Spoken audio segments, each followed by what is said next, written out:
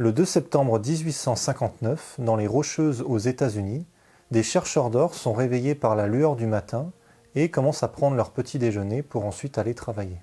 Certains se sentent encore très fatigués et ont l'impression d'avoir peu dormi. D'autres sont bouche bée et ont les yeux rivés vers le ciel. Des lumières de toutes les couleurs balayent le firmament. Les mineurs n'ont pas été réveillés par le lever du jour, mais par des aurores boréales d'une intensité sans précédent.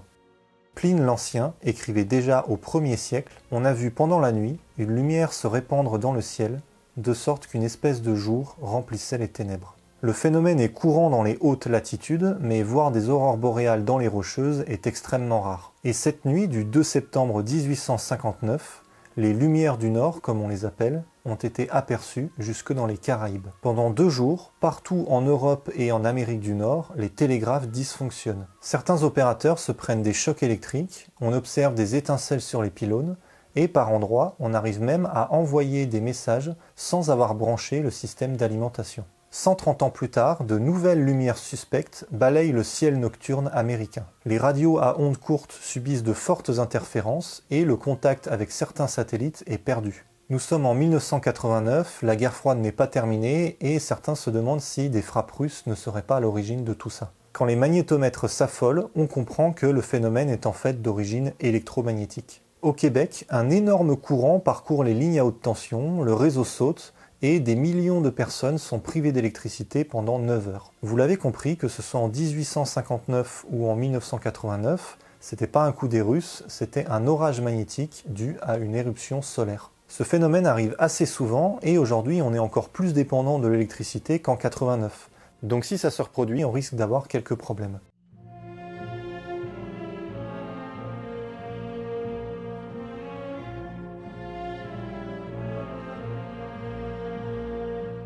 La surface du Soleil est constituée d'un plasma de protons et d'électrons.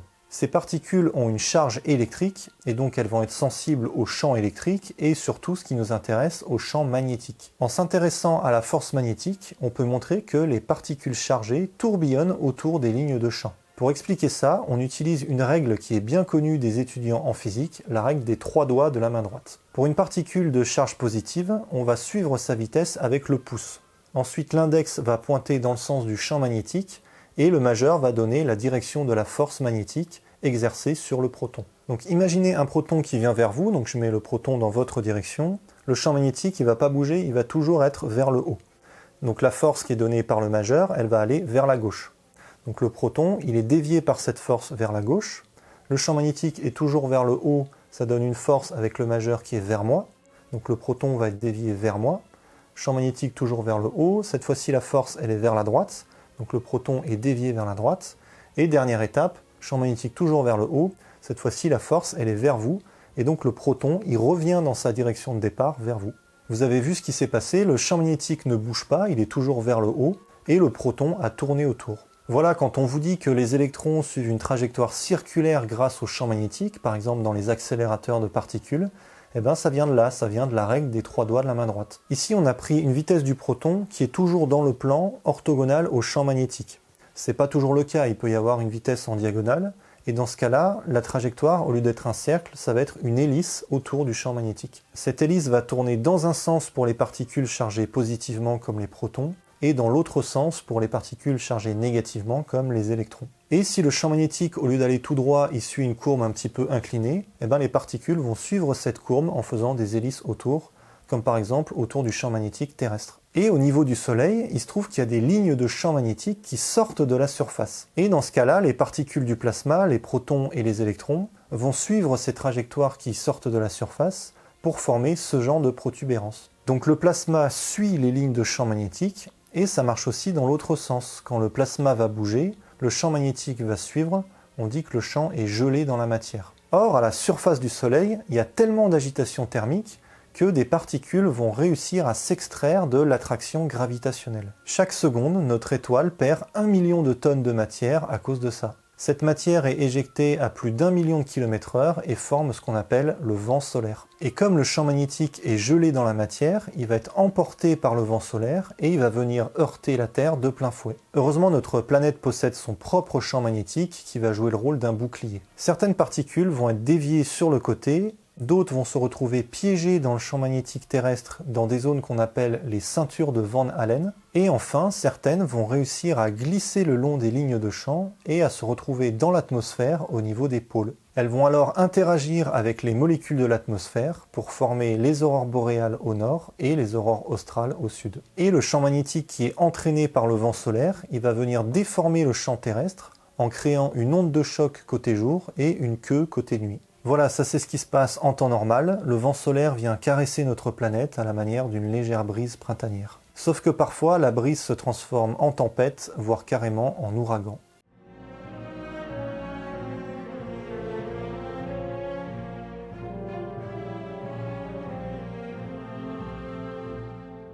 Pour connaître l'activité du Soleil, on peut compter le nombre de taches solaires. Ces zones sombres sont dues au fait qu'à certains endroits, le champ magnétique est plus intense qu'ailleurs. On l'a vu dans la vidéo précédente, la chaleur crée des mouvements de convection dans le noyau terrestre, et dans le Soleil, on a le même genre de phénomène à plus grande échelle. Et comme les particules sont guidées par le champ magnétique, quand ce champ magnétique est très intense, les particules ont tendance à le suivre plutôt qu'à suivre les mouvements de convection. Donc quand il y a beaucoup de champ magnétique, il y a moins de mouvements de convection, donc moins de plasma chaud qui remonte à la surface. La zone sera moins chaude et donc moins brillante et ça va former une tache sombre sur le Soleil. Donc plus il y a de champ magnétique à la surface et plus il y a de taches. Et il se trouve qu'on arrive à compter ces taches depuis le XVIIIe siècle. J'ai récupéré les données du nombre de taches moyennées par année, j'ai mis ça dans un Excel et quand je trace la courbe, voilà ce que j'obtiens. Pendant certaines années, il y a plusieurs centaines de taches, donc une activité magnétique très intense, et d'autres années, il n'y a quasiment pas de taches du tout. Et ce qui est fou, c'est que l'alternance est parfaitement régulière.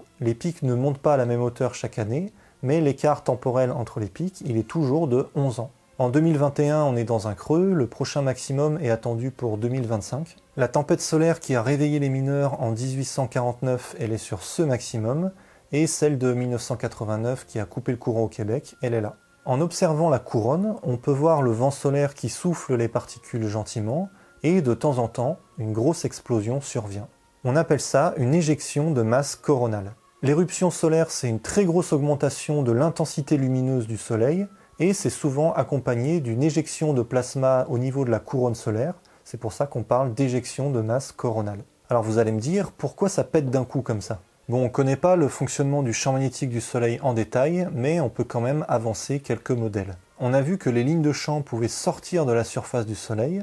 Ça va créer une corde de plasma, et cette corde, elle est elle-même piégée à l'intérieur d'autres lignes de champ magnétiques. Si le champ au niveau de la corde est trop fort, elle peut s'échapper et se casser, et ça va envoyer une bouffée de plasma à travers l'espace interplanétaire. Sur une animation du système solaire, avec la Terre ici, on peut voir que l'éjection peut suivre une trajectoire qui ne rencontre pas la Terre. C'est ce qui s'est passé le 23 juillet 2012. Une éjection de masse coronale est passée tout près de la Terre, on a eu de la chance, à 9 jours près, on se la prenait en pleine face. Mais on n'est pas tout le temps aussi chanceux, et les orages magnétiques de 1849 et de 1989 pourraient se produire à nouveau, avec des conséquences plus graves. D'une part, la tempête du 19e siècle, elle était beaucoup plus forte que celle de 1989, et d'autre part, aujourd'hui, on est beaucoup plus dépendant des systèmes électriques qu'il y a 30 ans. Si une éruption aussi forte que celle du 19e siècle arrivait maintenant, on aurait du souci à se faire pour nos machines.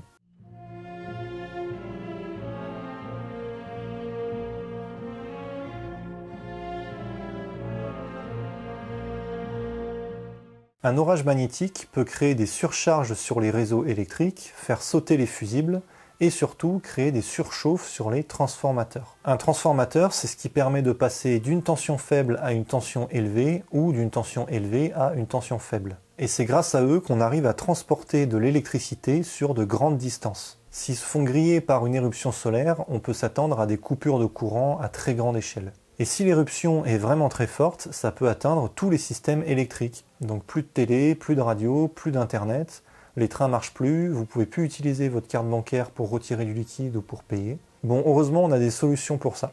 Déjà, dans le réseau, on peut rajouter des condensateurs. Les condensateurs, ils fonctionnent avec le courant alternatif. Or, quand il y a une éruption solaire, ça met une grande surtension sur le système, mais c'est du courant continu.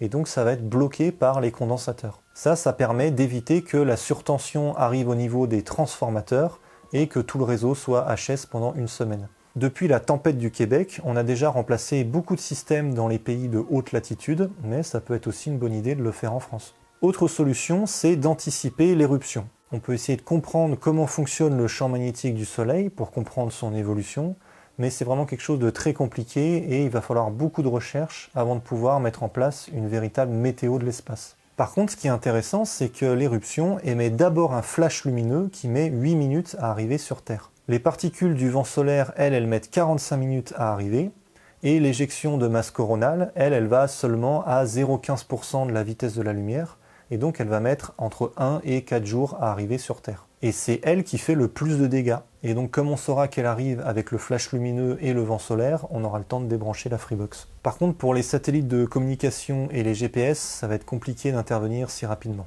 On peut essayer d'anticiper en renforçant les systèmes électroniques, mais ça coûte cher. En plus, quand l'orage arrive au niveau de la Terre, ça fait chauffer les molécules de l'atmosphère, donc l'atmosphère va se dilater, il va arriver au niveau des satellites en orbite basse, et donc ça va créer du frottement et ça va dévier les trajectoires de ces satellites. Pour les communications, c'est pas bon, le moindre décalage, ça peut tout dérégler. Et en plus, ensuite, pour les remettre sur la bonne orbite, il va falloir dépenser beaucoup de carburant et ça va beaucoup réduire la durée de vie des satellites. Enfin, dernière conséquence importante, les astronautes qui sont en mission pendant un orage magnétique risquent de se faire irradier. S'ils sont dans la station ISS en quelques heures, on peut les faire redescendre, mais s'ils sont en mission pour Mars, il va falloir un sacré bouclier pour les protéger. Bref, on n'est pas prêt à 100%, on l'est jamais de toute façon, mais petit à petit, on est en train de mettre en place une météo de l'espace et on sécurise nos installations. Si vous voulez aller plus loin, je vous recommande ce livre sur la météo de l'espace, justement. Prochaine vidéo, on continue la série La vie d'un physicien.